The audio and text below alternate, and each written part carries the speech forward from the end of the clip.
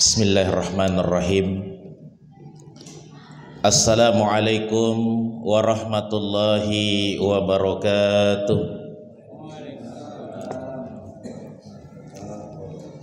Alhamdulillahi rabbil ardi wa rabbis sama.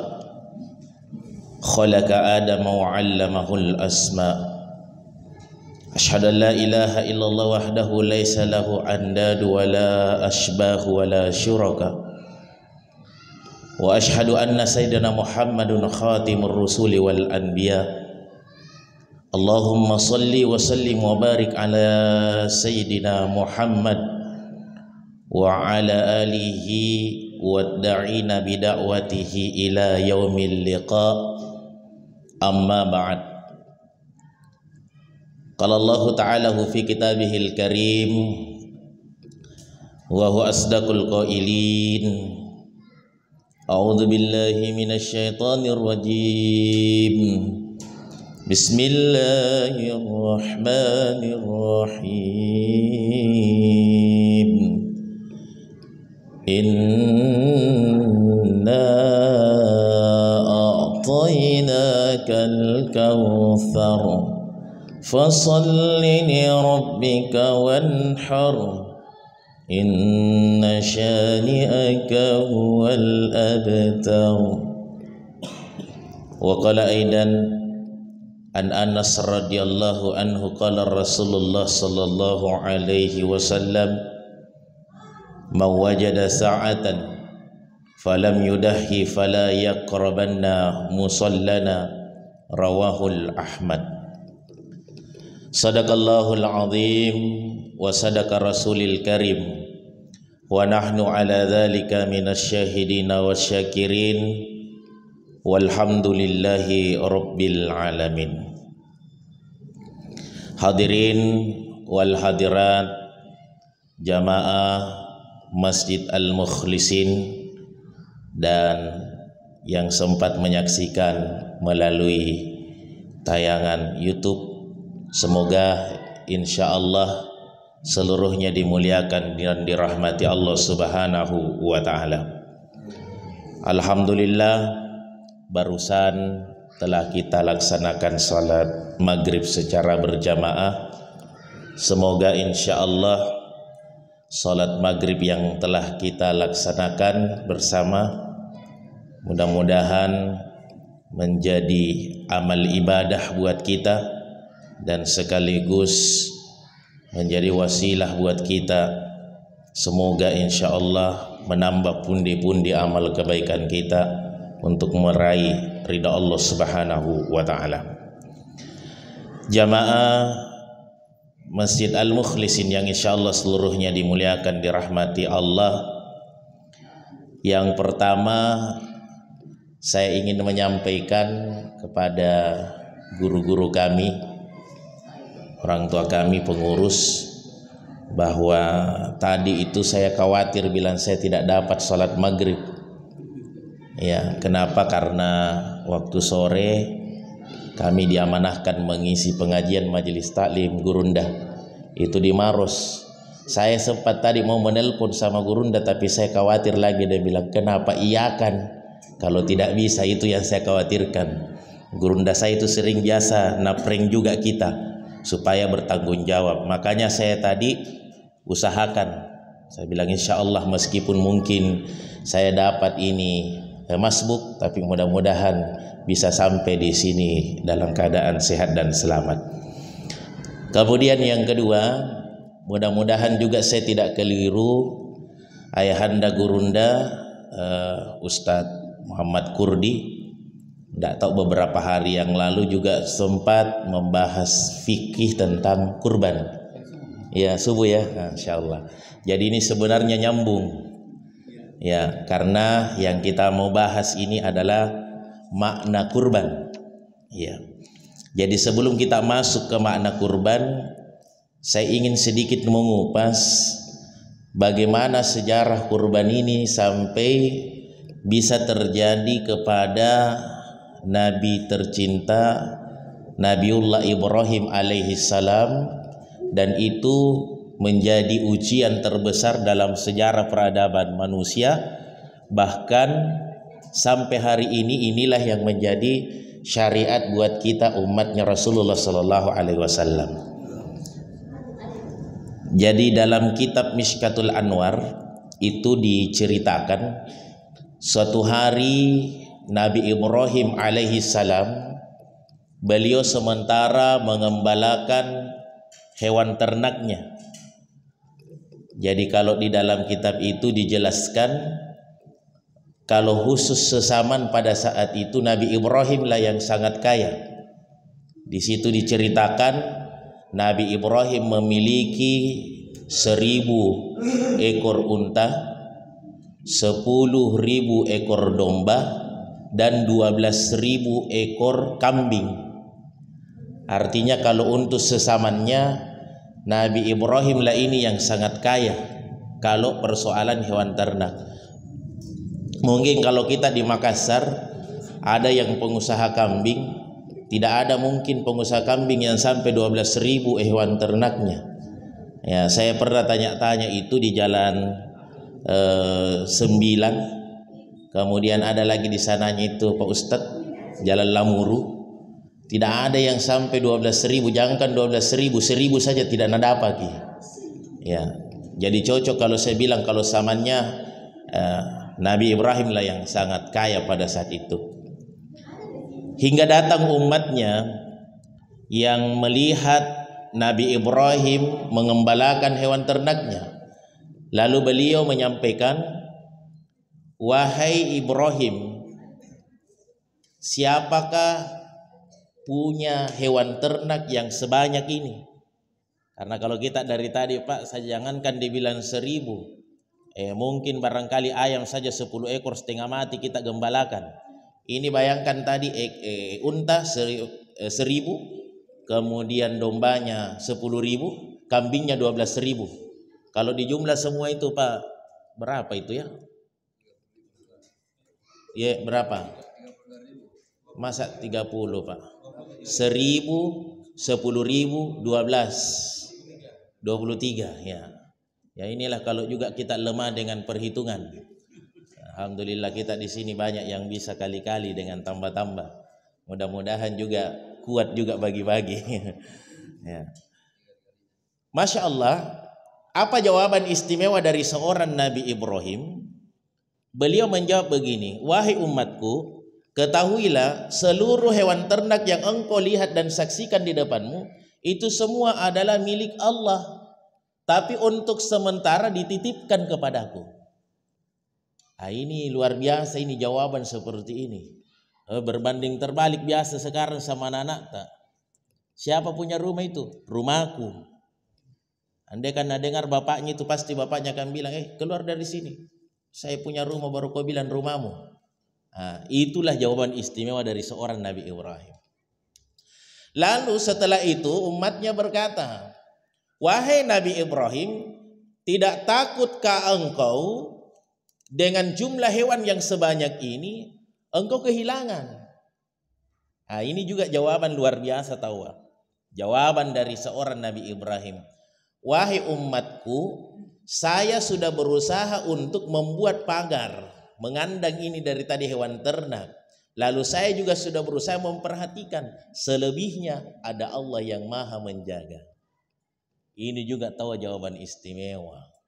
Kenapa jawaban istimewa? Karena juga susah dapat kita jawaban seperti Nabi Ibrahim di zaman sekarang.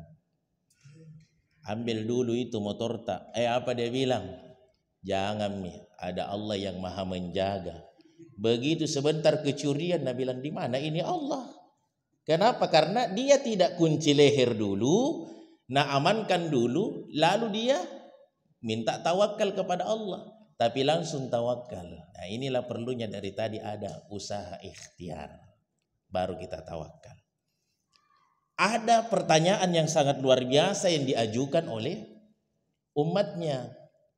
Dia bilang, "Wahai Nabi Ibrahim, tidak takutkah engkau menjadi miskin? Karena setahu kami setiap tahun Anda membagikan hewan ternak tak kepada umat tak dan satu-satu ekor." Masya Allah. Ini luar biasa saya kira ini Pak. Tidak ada kurasa orang dermawan Pak, dia mau berikan dari tadi kambingnya setiap tahun. Tapi hebatnya juga umatnya Nabi Ibrahim, alhamdulillah, is'al. Naisengalena. Ketika pada saat bersedekah Nabi Ibrahim bilang, silahkan kalian pilih yang mana yang kalian suka. Dan hebatnya umatnya tidak ada yang memilih unta. Karena dia tahu bilai kalau unta ini mahal. Dia cuma memilih kalau bukan kambing, domba. Coba bayangkan kalau di Masjid Al-Mukhlisin bilang begini, Gurunda Ustaz Kurdi bilang, silahkan jamaah pilih dari tadi yang mana Anda pilih. Saya yakin tidak ada yang pilih kambing. Pasti akan pilih sapi Pak. Kenapa? Nabi bilang bahaya kambing, naik kolesterol. Karena tidak sadar diri. Ini tahu umatnya luar biasa. Lantas setelah itu berkata lagi umatnya, kalau begitu bagaimana kalau misalkan Anda jadi miskin? Karena habis ini hewan ternak dibagikan. Jawaban istimewa keluar lagi dari seorang Nabi Ibrahim yang diberikan gelar oleh Allah kepadanya Al-Khalil, kekasih Allah. Dia bilang apa? Tidak akan pernah miskin seseorang yang mengeluarkan hartanya. Apalagi ini titipan Allah yang dititipkan kepadaku, pasti yang maha memberikan titipan akan menitipkan lagi yang lebih banyak karena titipannya saya berusaha untuk berbagi. Jangankan hewan ternak wahai umatku, suatu saat kalau ada anakku pun akan kuberikan kalau Allah yang menghendakinya dan memintanya. Inilah ucapannya sebenarnya Nabi Ibrahim yang kelak menjadi ujian terbesar karena ucapan itu termakan oleh dirinya. Ini sebenarnya bagus, ini ucapannya Nabi Ibrahim dengar oleh kandidat caleg. Supaya dia berusaha bagaimana kalau dia mengucapkan bisa tepati. Ya, ini kan luar biasa ini Pak bahasa ini. Kenapa bahasanya ini luar biasa? Karena dia suatu saat kalau ada anakku, Nana minta Allah, saya akan berikan anakku tersebut. Hingga disinilah yang tadi akan menjadi ujian. Dan sampai hari ini itulah yang menjadi pembuktian Nabi Ibrahim sampai dengan detik ini. Jamaah salat maghrib yang insya Allah seluruhnya dimuliakan dirahmati Allah Subhanahu wa ta'ala. Nah ini dari tadi mungkin sekilas mungkin tentang bagaimana sampai kurban itu jatuh kepada kita karena ucapan daripada Nabi Ibrahim. Nah kata kurban ini berasal dari kata qoroba, yuqarribu, kurba dan qaribun, yang artinya dekat. Biasa kita mungkin dengarkan ada bahasa sahabat karib, ya berarti sahabat dekat. Ya, di sini maknanya adalah kita berusaha menyingkirkan hal-hal yang dapat menghalangi upaya diri kita untuk mendekatkan kepada Allah. Nah itu yang pertama. Kemudian dalam Kamus Besar Bahasa Indonesia, kurban ini dapat diartikan sebagai persembahan kepada Allah seperti biri-biri, sapi, unta yang disembeli pada hari lebaran haji atau Idul Adha. Ini dari Kamus Besar Bahasa Indonesia. Tapi setelah kami teliti, ada beberapa pandangan tentang kata kurban ini. Nah, coba kita akan kutip satu persatu. Yang pertama, Ibnu Katsir, beliau adalah seorang mufassir, menjelaskan bahwa kurban adalah ketaatan dan kepatuhan kepada perintah Allah. Beliau menyampaikan titik tekannya kurban di sini adalah bagaimana mengingatkan kita umat Islam tentang pengorbanan besar seorang Ibrahim yang mampu mengorbankan anaknya. Artinya seolah-olah beliau ingin menyampaikan begini, apa kita tidak belajar dari Nabi Ibrahim? Kalau Nabi Ibrahim saja mampu mengorbankan anaknya, yaitu Ismail, lantas Nabi Ismail sebagai seorang anak mampu mengorbankan dirinya untuk seorang ayah yang sangat dia sayangi, cintai, sehingga rela dari tadi dikorbankan. Kenapa kita tidak mampu juga mengorbankan sebahagian rezeki kita? Karena saya kira tidak ada di sini mungkin bapak ibu yang mau mengorbankan anaknya. Tapi sebagai orang tua biasanya itu kan dia mengatakan begini, daripada anakku yang dikorbankan, saya rela seluruh hartaku kuberikan, yang penting anakku jangan dikorbankan. Nah, inilah juga barangkali yang menurut saya dari pendapatnya ini Imam Ibnu Katsir sampai sebelum meninggal itu guru Kiai Haji Bakri Wahid itu, kalau saya tidak salah, waktu beliau di Al-Markas memberikan ini tentang kurban, beliau sempat bilang begini, saya kira tidak ada orang di sini yang mau mengorbankan anaknya, tapi saya yakin dan percaya orang tua mampu mengorbankan hartanya, yang penting anaknya terselamatkan. Bahkan jangankan harta, jiwa raganya orang tua itu mampu dia berikan, yang penting anaknya dia tidak jadi dikorbankan. Nah, ambil perumpamaan itu hari Pak, dan itu kayaknya tamparan besar buat kita, termasuk saya pada saat itu. Setiap saya ikuti itu kajiannya beliau sebelum beliau wafat, disitulah mulai awal saya gurunda mulai menabung, karena waktu itu kan belum sampai sekarang 2 juta per orang, masih 1 juta kayaknya itu ya. Jadi cara saya itu setiap bulan kalau saya terima, saya kasih masuk di sebuah celengan, baru saya tulis itu di celengan, khusus celengan kurban, tidak boleh diganggu gugat. Iya, karena kan biasa begini Pak Ibu, kadang biasa kepepet sekali kita, akhirnya diambil itu uang, lantas kita bilang nanti kalau baru dibayar, akhirnya tidak jadi. Jadi biar dalam kondisi kepepet apapun Pak, saya tidak berani goyang gitu, karena saya sudah niatkan saya mau belajar untuk kurban. Dan alhamdulillah 1.200.000 dalam 1 tahun.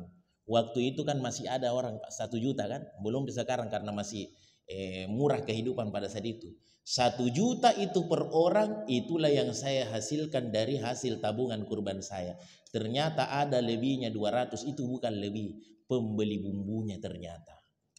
Jadi dari situ, kalau kita bilang orang bahasa Makassar, kalau dipatojeng-tojengangi, kita bisa usahakan. Kenapa kita orang tua bisa dari tadi belikan HP diri tak, belikan HP anak tak? Karena ternyata dipatojeng-tojengangi. Setiap kali keluar gaji tak itu selalu dia harus di anakku ini, karena tidak dia tidak bisa lagi belajar. Jadi kalau ini kurban ini tidak bisa dipatojeng-tojengan, saya kira sampainya nanti besar ini anak-anak kita tidak akan mampu untuk berkurban.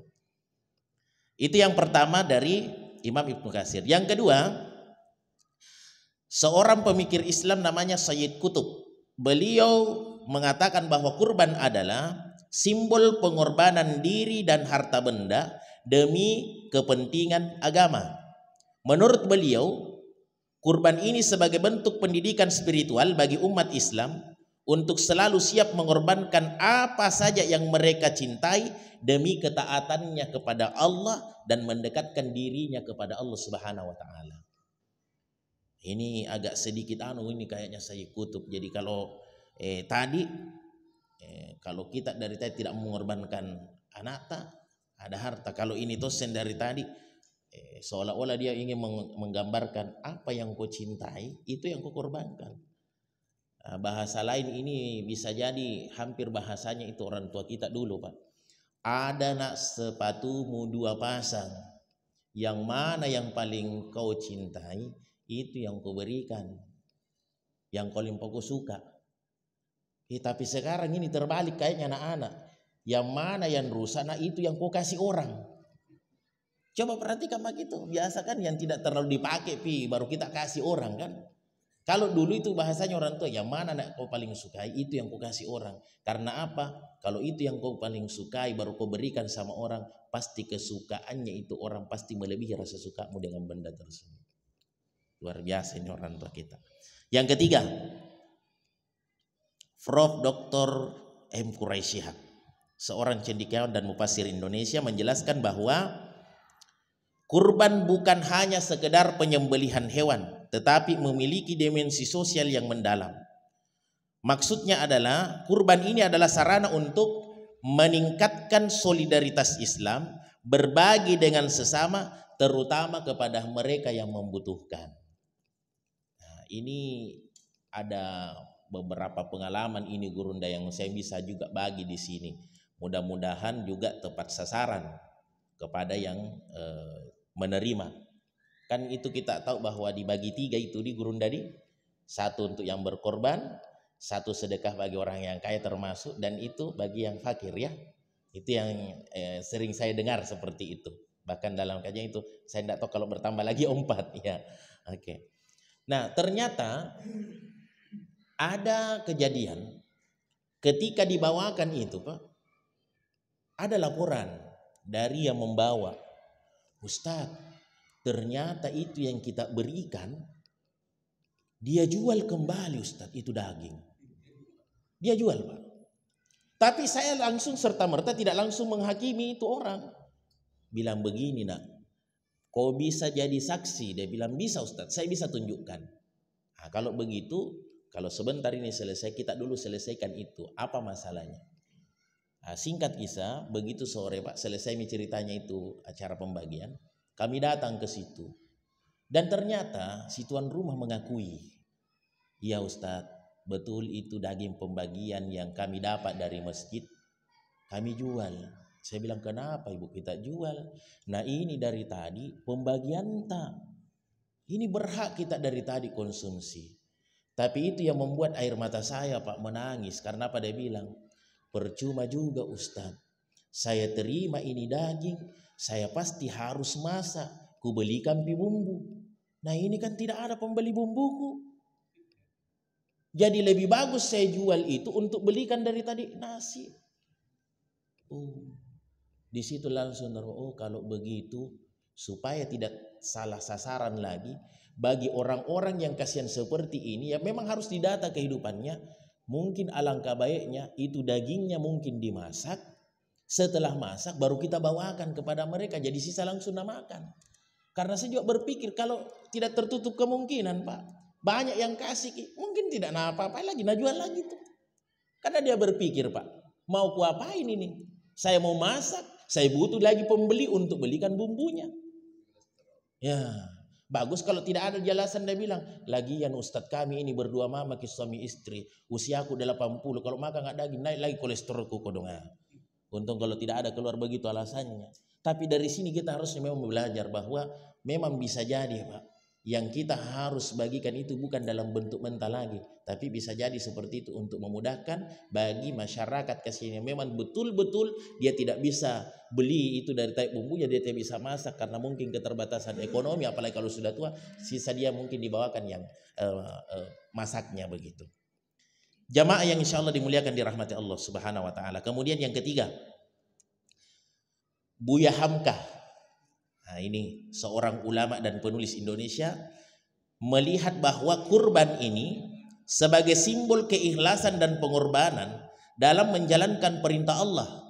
Menurut beliau, kurban mengajarkan nilai-nilai kebersamaan, nilai kasih sayang dan empati terhadap sesama manusia.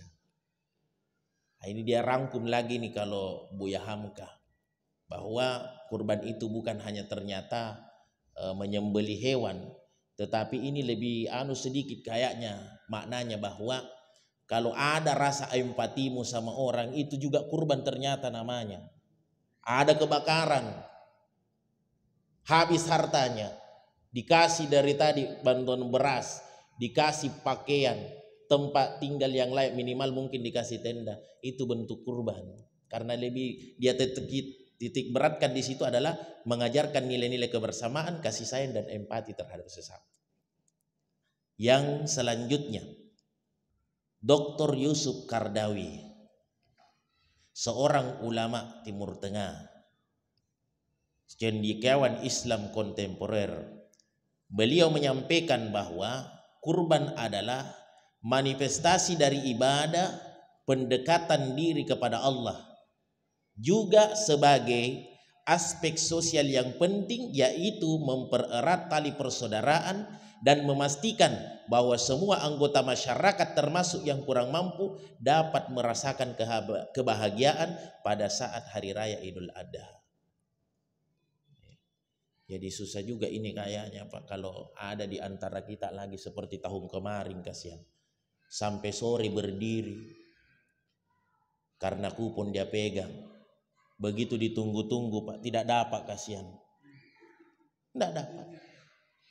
Kuponnya saja yang dia dapat. Lalu tidak dapat dagingnya. Lalu dia datang protes. Saya sudah mulai dari tadi pagi. Lantas setelah itu sampai sore, ini yang saya dari tadi dapatkan, tapi tidak ada dapat daging dari pihak setempat. Nah ini bagaimana ini kalau seperti ini Pak?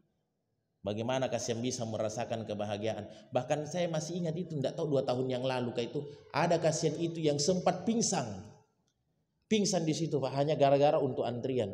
Ada yang satu lagi Pak sempat diinjak sama orang karena dari tadi berdesakan. Ini juga perlu mungkin jadi pemikiran buat kita, apakah kita harus seperti itu?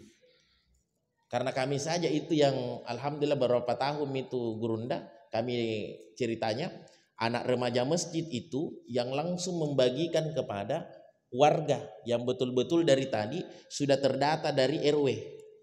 Ya, dibawa ke masjid. Bilang ini RW sekian, sekian RT-nya, RT sekian itu sekian orang. Dan itu laporan masuk sama kita di pengurus masjid. Oh betul tahu memang mampu, orangnya ini yang terima. Jadi setiap kali diterima Pak, langsung dipoto laporan. Nah itu. Tapi kalau banyak saya kira setengah mati juga ini panitia, kasihan kalau banyak ini baru dibawakan. Tapi kalau memang terbatas, apalagi kan kita ini di sini di kompleks ini, ya alhamdulillah kita bisa dimungkinkan di sini. Kemudian yang kelima, Prof. Dr. Muhammad Daud Ali. Menurut beliau, kurban ini memiliki makna filosofis dan sosial. Secara filosofis, kurban adalah manifestasi dari pengorbanan diri dan harta yang dimiliki untuk Allah. Sementara dari segi sosialnya, tujuannya adalah mempererat solidaritas sosial di antara umat Islam melalui pembagian daging kurban. Orang-orang yang kurang mampu dapat merasakan kebahagiaannya.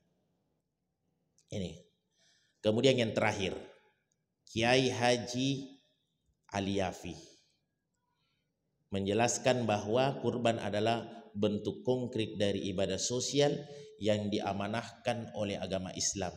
Ia menggarisbawahi pentingnya aspek sosial dari kurban, di mana umat Islam diajarkan untuk berbagi rezeki dan kebahagiaan dengan orang lain.